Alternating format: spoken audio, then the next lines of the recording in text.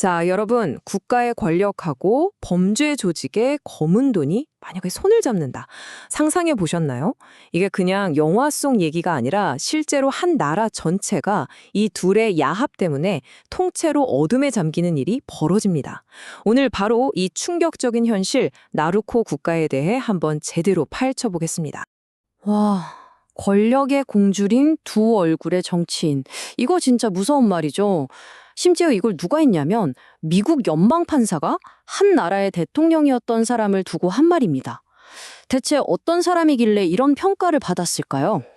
그 주인공은 바로 온두라스의 전 대통령 후안 오를란도 에르난데스입니다.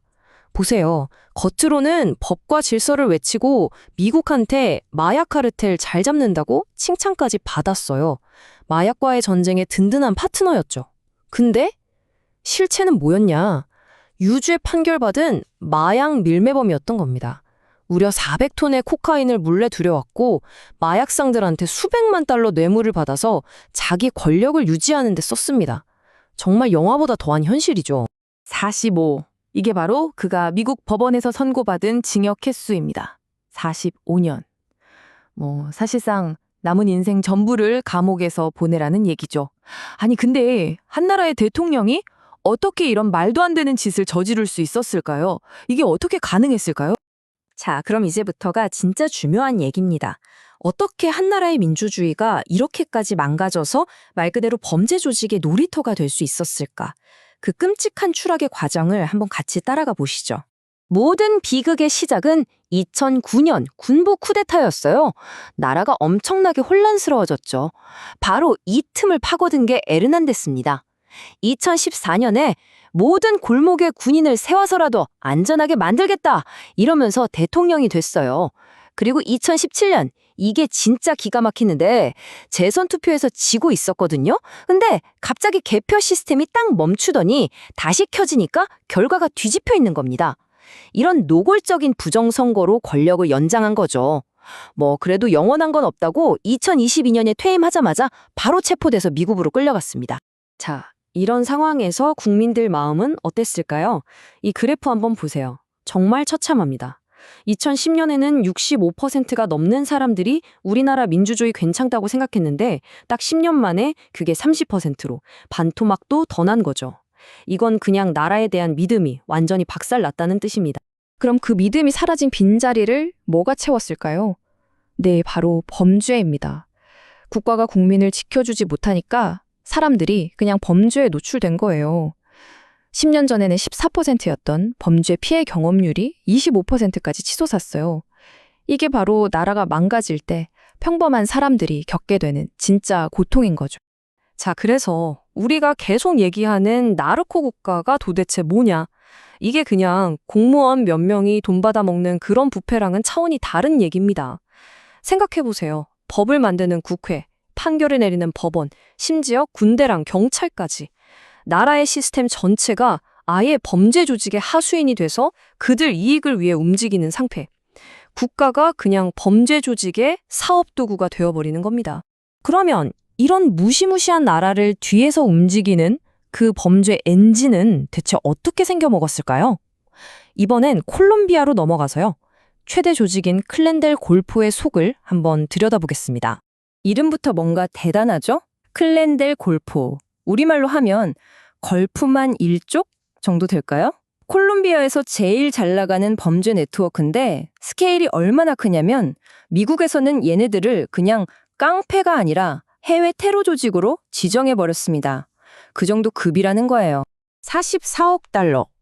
이게 이 조직이 1년에 벌어들이는 돈으로 추정되는 액수입니다. 우리 돈으로 환산하면 와, 거의 6조 원이에요. 웬만한 대기업 1년 매출이랑 맞먹는 수준입니다.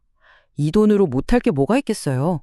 이들이 무서운 게 그냥 마약만 파는 애들이 아니라는 겁니다.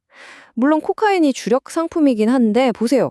불법으로 금도 캐고 사람도 팔아넘기고 동네 상인들한테 자릿세도 뜯고 아주 그냥 기업이에요, 기업. 위험을 분산하려고 사업 다각화를 하는 거죠. 이러니 쉽게 망하지를 않는 겁니다. 조직 구조도 무슨 회사 같아요.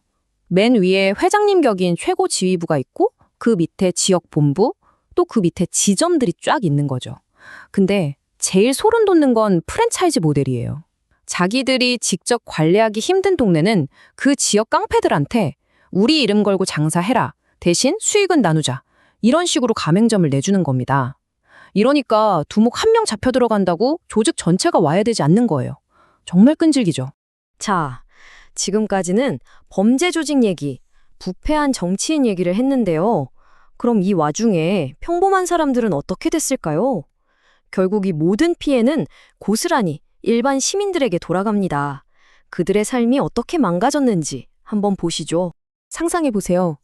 여러분이 사는 동네 벽마다 어떤 조직의 이니셜, AGC가 떡하니 그래피티로 그려져 있는 겁니다. 이건 그냥 락서가 아니에요.